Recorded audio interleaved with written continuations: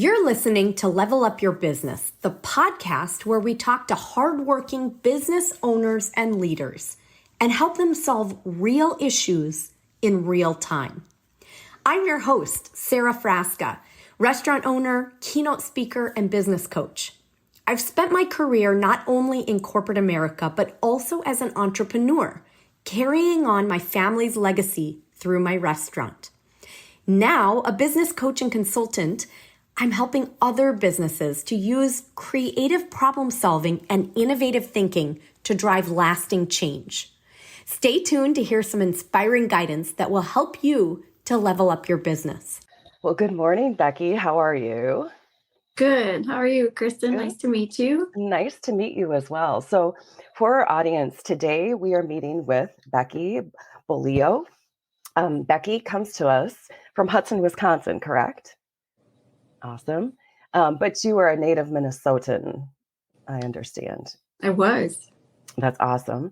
So Becky is a championship culture coach, and I'm super excited to talk to you about the culture piece. A lot of that is in my background, so I think it'll be really fun to swap stories and learn tips and tricks from each other. Becky's mission is to help collegiate and professional sports teams across the United States to improve their team culture. And so tell us a little bit about, we're going to start this conversation with just learning more about you, your business, how you came into this business, and then what you hope to accomplish moving forward. So tell us a little bit more about yourself, Becky. Yeah, so grew up in Shoreview, Minnesota, was involved in athletics my whole life through college as an athlete.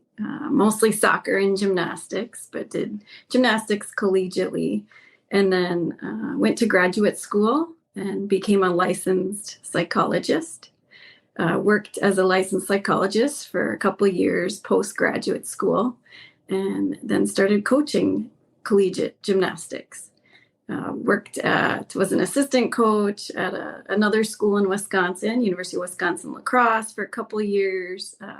Took over a head gymnastics coach position at the University of Wisconsin Stout for 18 years. But the last 3 years, I was also the mental health liaison for the athletic department.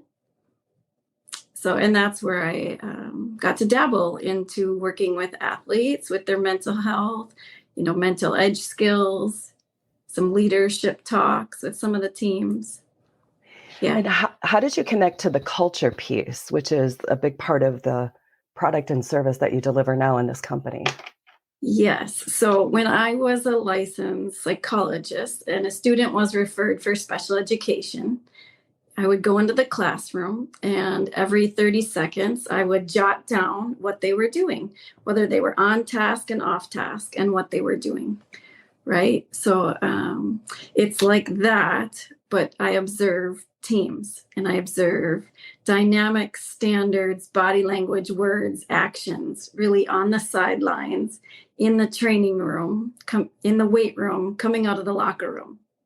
And so I guess I've realized it's really combining those two worlds, right? It's combining being a licensed psychologist trained in observation, former licensed psychologist trained in observation, and working in collegiate athletics over the last 2 decades. And it really started as a passion, is just, learning and observing the common traits amongst championship teams. But this passion project, it started October of 2022, so just over a year ago. But really, I kept waking up thinking about this idea. And finally, after 2 months, I decided to send one email, and I did, to John Gordon. Have you heard of him? I have not. Where is he? So New York Times bestselling author of The Energy Bus, You Win in the Locker Room First, Power of a Positive Team, etc. Okay. Oh, and he's a speaker to a lot of NFL teams, SEC, NCAA. But I sent one email about this idea, and it said something like, Kristin, read me, all capital letters, profound business idea for John Gordon. And then I put a picture in there of the 20 copies of his Energy Bus book, a picture of all 20 copies. And I said, the year that our team won the school's first ever conference championship, we read your Energy Bus book. And then I went on to say, would any of the teams that you speak to and serve 3 to 4 weeks after your super charismatic speech and the spark settles, would they benefit from a culture coach? And someone who was trained in observation as a licensed psychologist and has worked in NCAA athletics for 2 decades to come in and do a minute-by-minute team culture observation of words, standards, body language, etc., to then make championship culture recommendations for the team to improve their culture, get closer to this championship culture, and ultimately impact the win-loss record of their season. Blah, blah, blah, blah, blah, send. Oh my gosh. And within 12 hours, his vice president, Marlo, and one other, Angela, in John Gordon Companies responded, and they loved the idea. And we had a call the next day.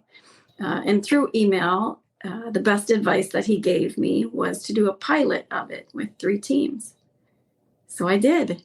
So the first was Adam Barta's Blizzard Baseball. And he is a club baseball owner out of the Twin Cities, but he's also an associate scout for the Chicago White Sox. Okay. And the second was the University of Illinois Gymnastics, and went down there. And it can involve a survey monkey where the team assesses their own culture, observations, interviews, and continued consulting. And then the third was University of Wisconsin Stout men's basketball. Now the data is what's been compelling.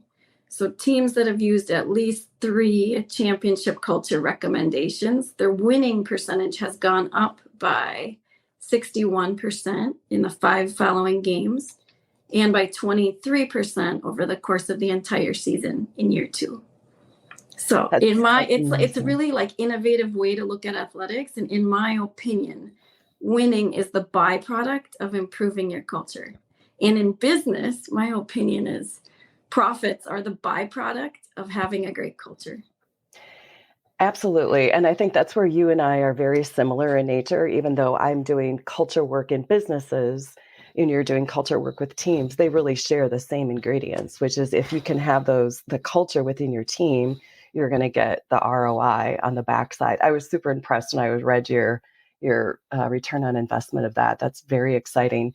So how did you pull this together? I know you've got this background, but did you instinctively come up with the questions and what to observe, or how did you know what are good behaviors, if you will, and what are behaviors that are not going to espouse a good culture? How did you come up with that? Yeah, I would say both from, learning about it. Jeff Jansen is the biggest culture author and guru in athletics, so it's really a spin off of his model. But he would say that there's 6 traits of a championship culture in athletics, having clear vision and core values and an aligned staff and systems. I would add staff to that. High standards of behavior, credible leaders, those kind of things, as well as, again, I would add like verbal accountability amongst the athletes or the team, if you will, in business, where they're calling each other up and holding each other accountable. Yeah. I like that. Those are not far at all. In fact, they're very connected with what we look at for high performing teams in businesses as well. Right. Starting with their mission, their purpose, building trust. You talked about that, having values, having your team aligned around the purpose of why you're there together. Those behaviors, I like that credible leaders piece. And then the accountability, holding each other accountable. Yeah, that's awesome. So you observe those traits in terms of whether they are showcasing those traits or whether they're not showcasing their traits. That's how you go about that. I observe and document everything, right? So it looks like 12:02, athlete throws his bat. 12:03, he sits at the end of the dugout with his head in his hands. 12:04, there's 8 athletes standing in the opening of the dugout watching and cheering on their teammates at bat. So I observe and document everything, which is really like to my knowledge, the first of its kind in athletics. I don't know if it exists in business. I'm curious if you know if that type of detailed observation. And then at the end of that, and really a 2-day observation is optimal.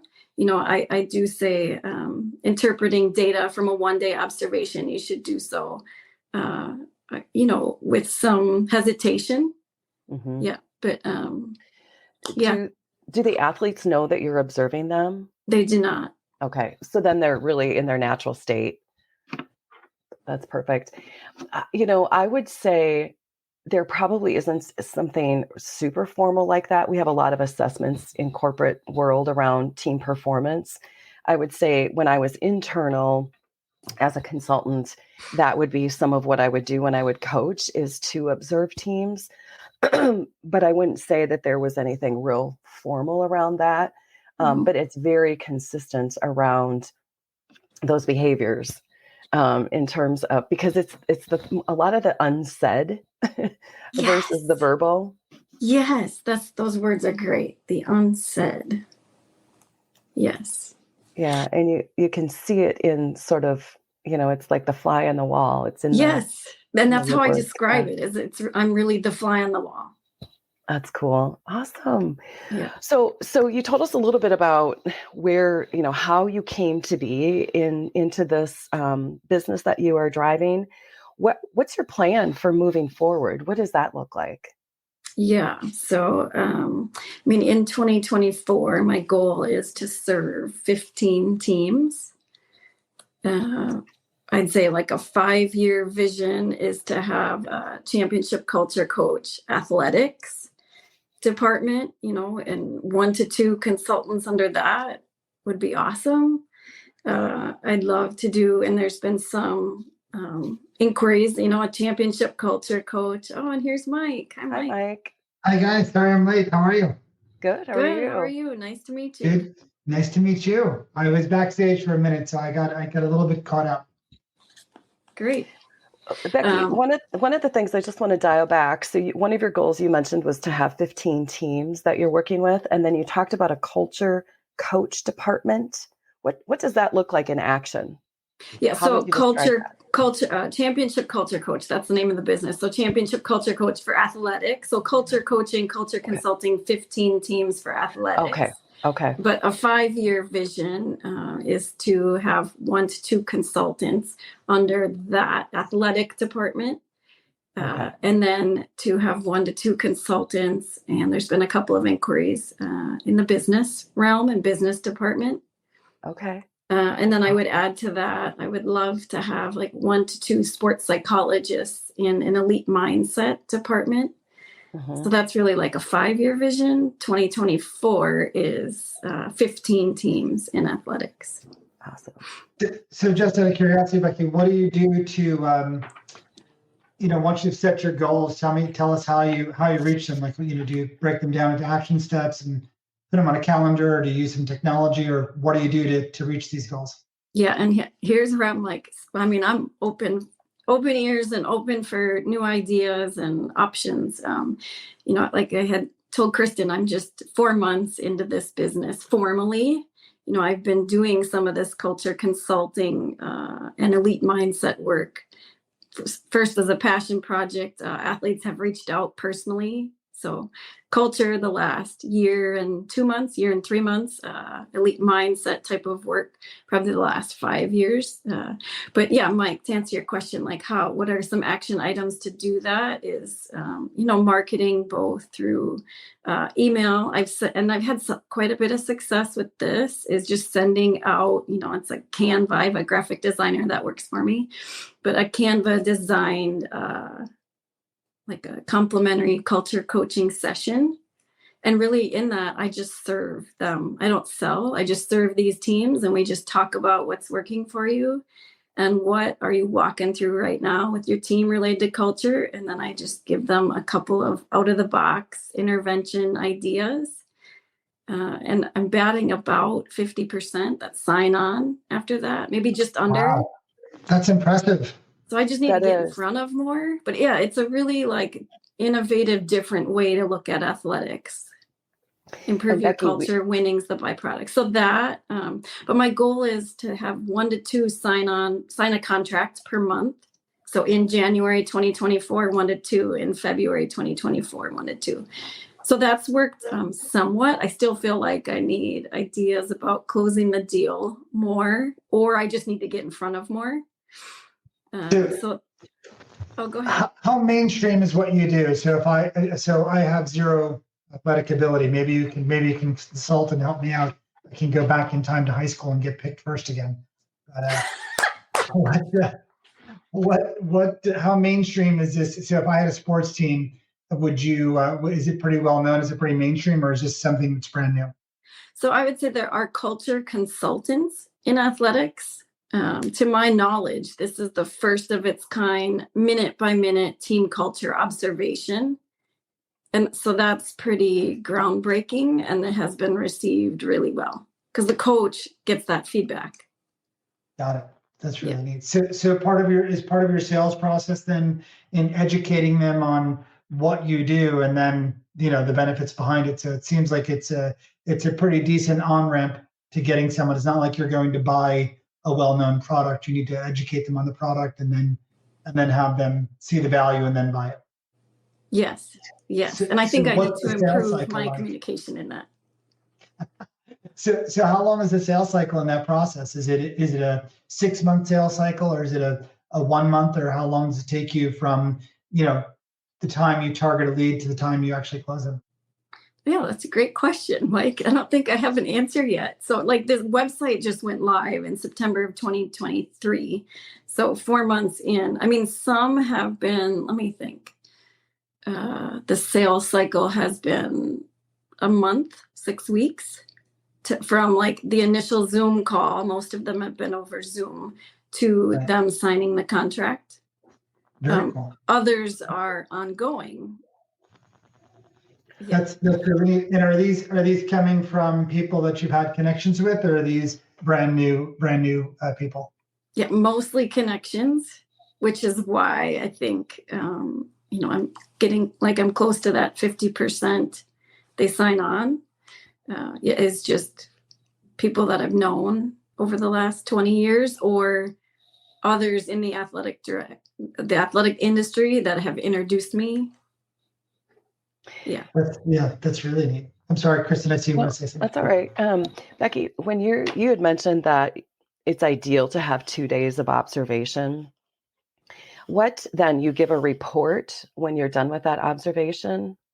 And then how long do you work with the coach that you would be working with? Yeah, so right now we have 3 packages. One is the CCC, or Championship Culture Coach Sampler, which is a 1-day observation, and 3 Zoom consultations. I've also spoken to that team when I'm on site in person, up to season pass, which is more like 6 months of consulting. It's all defined, each package. And then there's Elite All Access, which is a full year. I like the names of those. Those are good marketing. Yeah. It's a really neat process. So, and I missed part of the background, so I apologize, but can you just speed me up on how did you connect to this industry? What brought you to that? And if you said it twice, I'm sorry. Yeah, that's okay. No, so I used to be a licensed school psychologist, Mike. That's what I went to graduate school for, and my master's degree is in.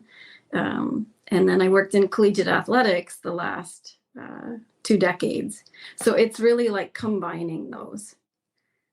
Really neat. Yeah. So are you seeing a lot of is part of it the pressure that's on these athletes from the time I imagine when you get to college athletics, there's a lot of pressure to perform, and there have been, for their whole lives, they've probably been pushed to get to that D1 level or wherever they may be going. So is part of it managing their expectations when they're now competing in such a broad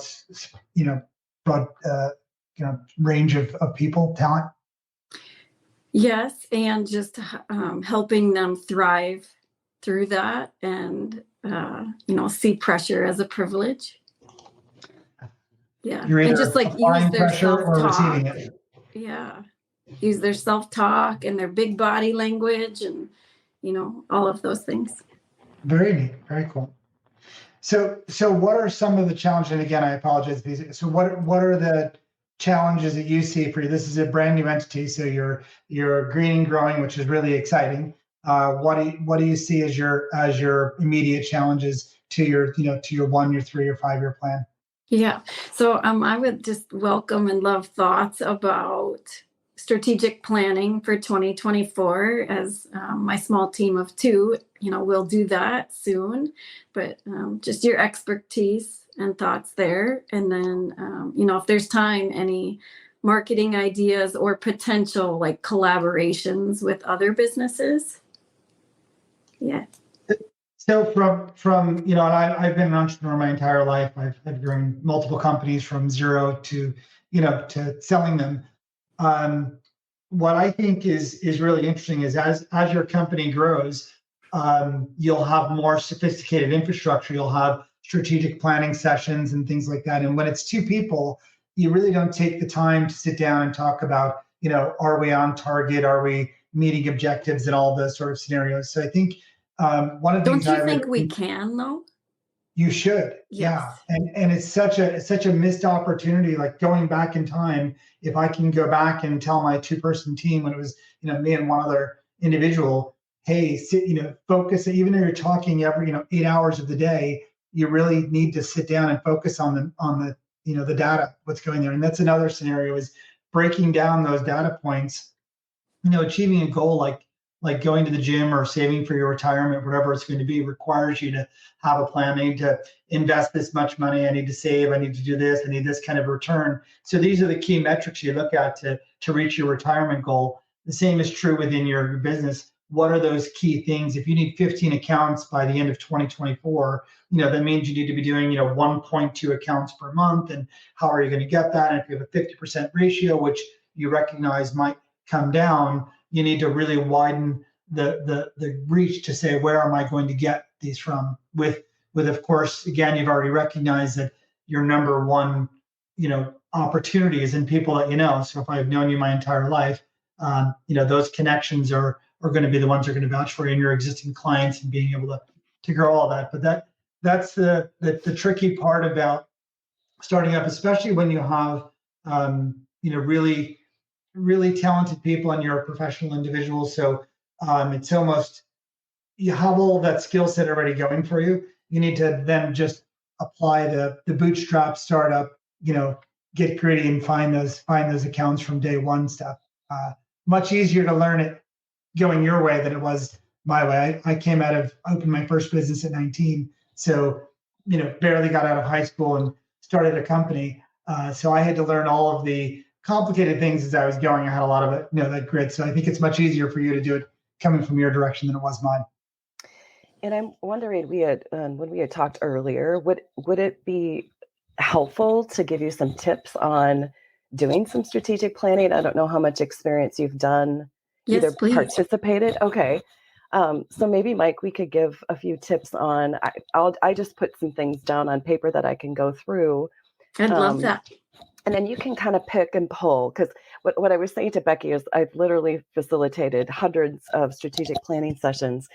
But when you've seen one strategic planning session, you've seen one. So I'll give you just a few tips, and you can kind of pick and pull what resonates with you.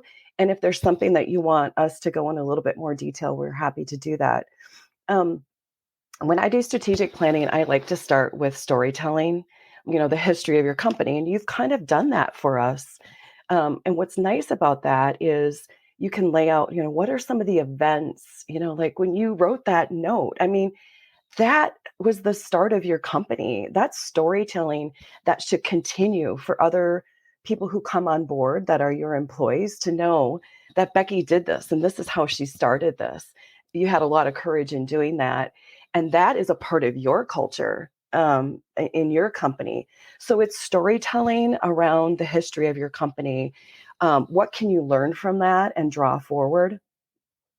I also like to do environmental scans. And, whether this is, I was just trying to think of this for you.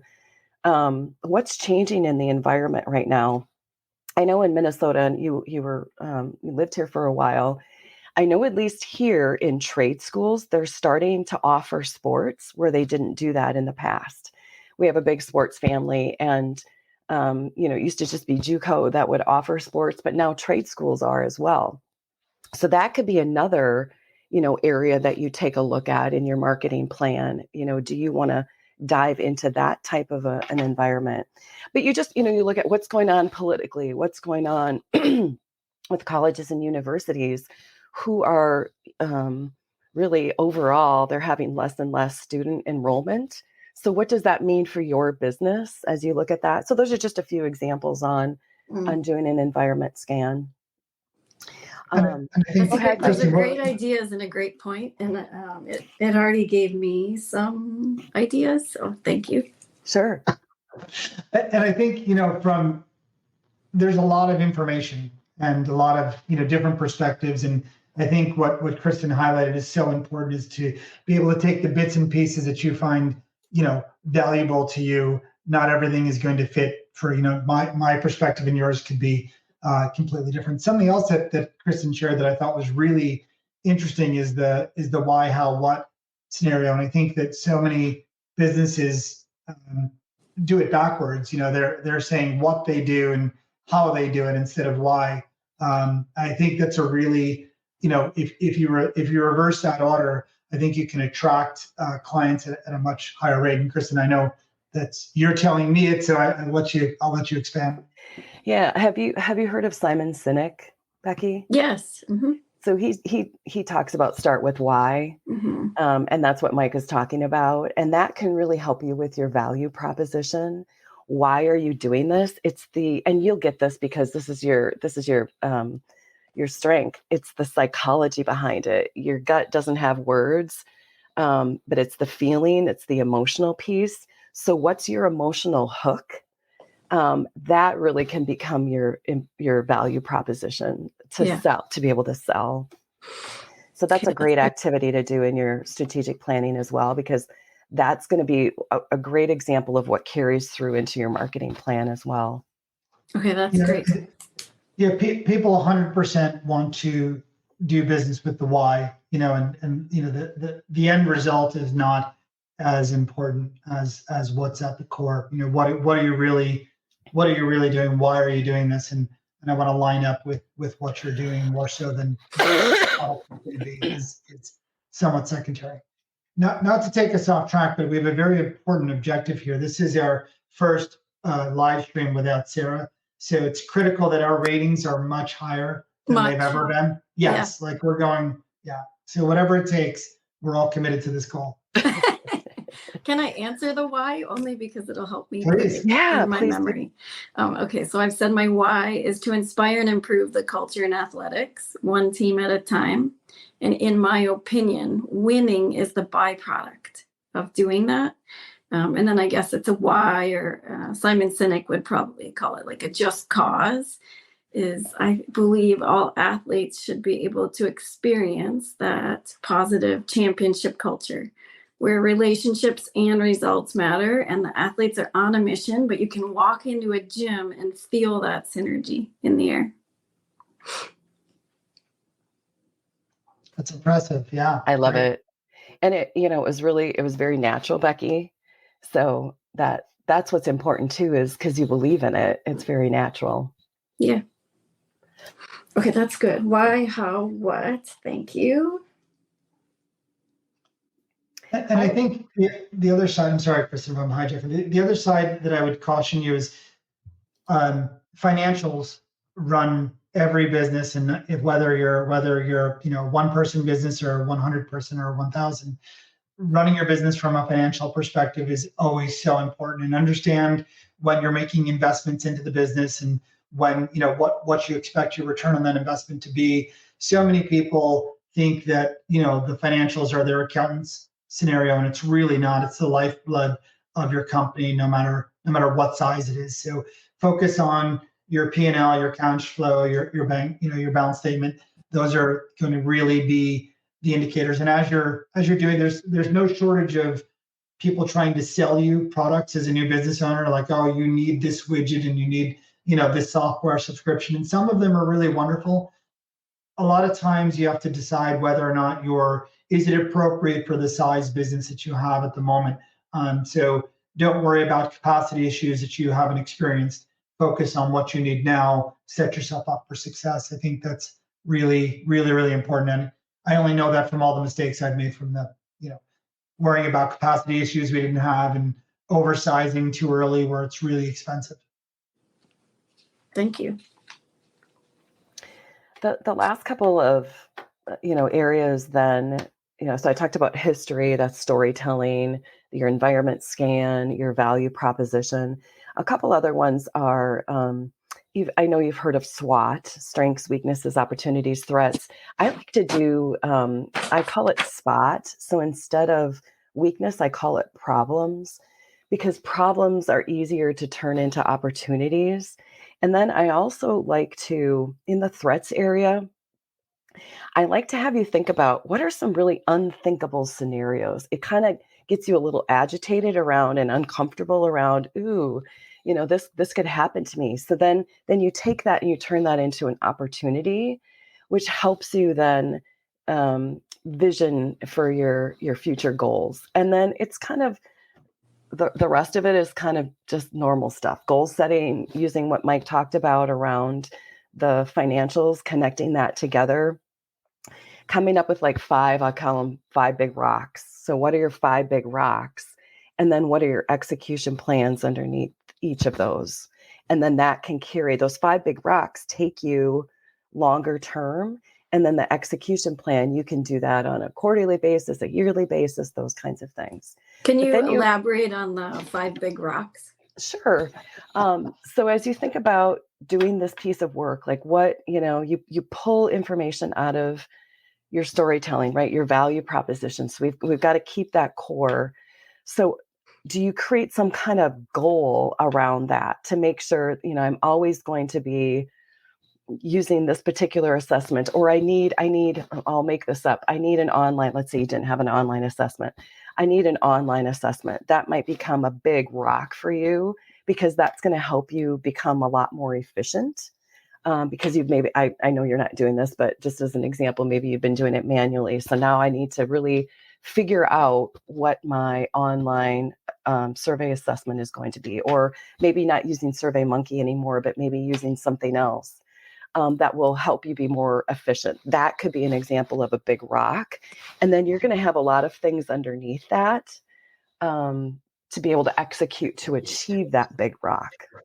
Okay. Yeah, if I could, just to kind of expand on that, is as you're setting your goal, whatever the target's going to be, what's it going to take to get there, and you're going to break that down into X number of rocks or steps or whatever they may be, and those are kind of that's how you're aiming your focus and your direction. So those rocks are what you're using target fixation to reach your goal, and by saying like I need to have whatever it may be. In your case, it's, 15 clients for 2024. So what is it going to take to get those 15 clients? It's these 5 steps, and those are your 5 rocks you're going to try to reach.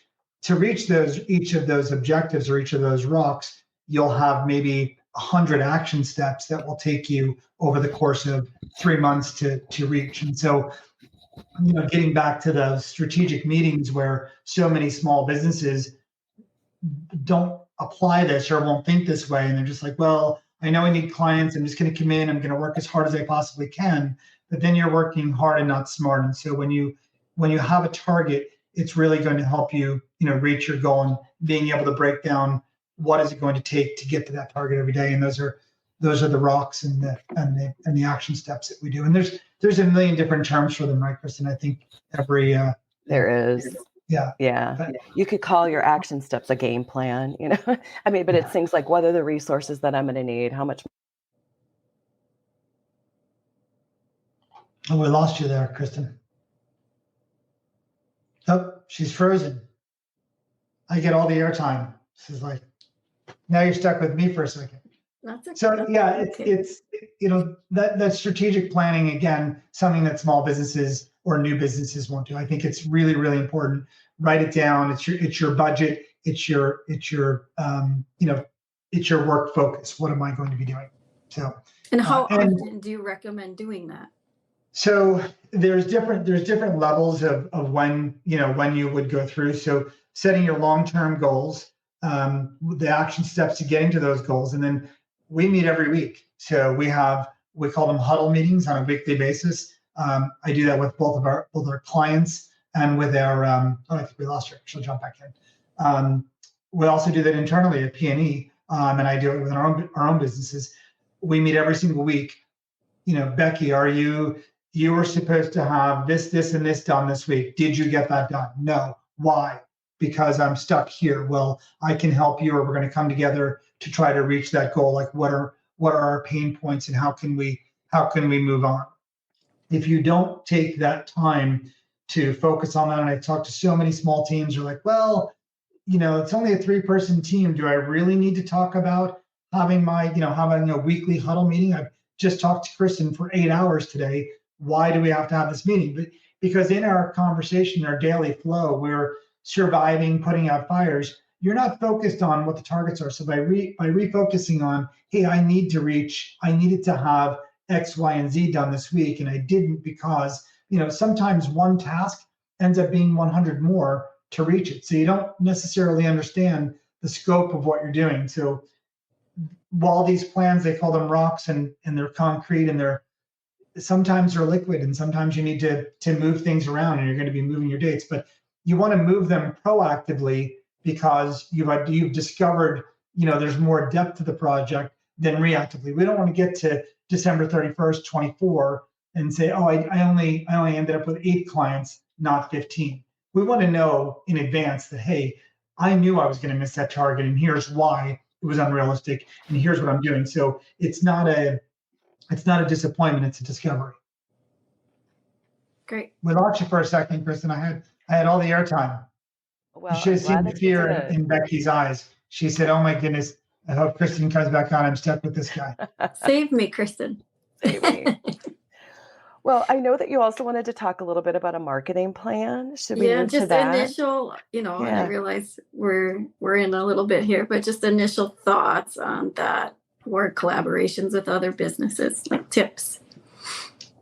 So I think, first off, obviously identifying your core client, who are your customers, and I would both identify them strategically, like I want to pick up X, Y, and Z as clients. So you're, again, setting those real specific targets. And then your lookalike audience, who is your client that you've not considered, right? So maybe this also applies to, I don't know, right? We'd make it up, whatever the, the auxiliary business is going to be. So identify your clients. And then I think being a resource to your clients, if you're talking about the marketing plan you're having really high success rate with, is because you're providing information. When you're the expert within your field and you're sharing that information, when people are seeking that, they're then going to seek you out to become a client. That's really the best way of obtaining new clients.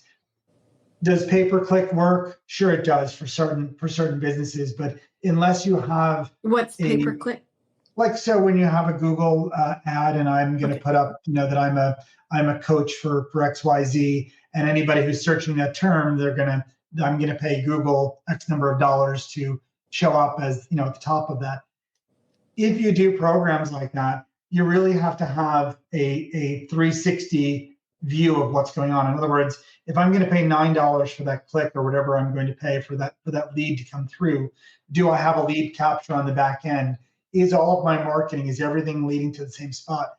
So many times we go to paid marketing before we exhaust. And paid marketing, I'm not against it. It's 100% necessary, but there's so much opportunity within the organic marketing, especially for a new business. So focus on all that low-hanging fruit, what's achievable today, then build up into your marketing plans. And when you do market, make sure that your message is consistent all the way through. Like, try not to market yourself for something that's way outside the scope of what you're doing. So if you don't want to consult on launching rockets if that's not at all what you're going to be doing. Keep your laser focus.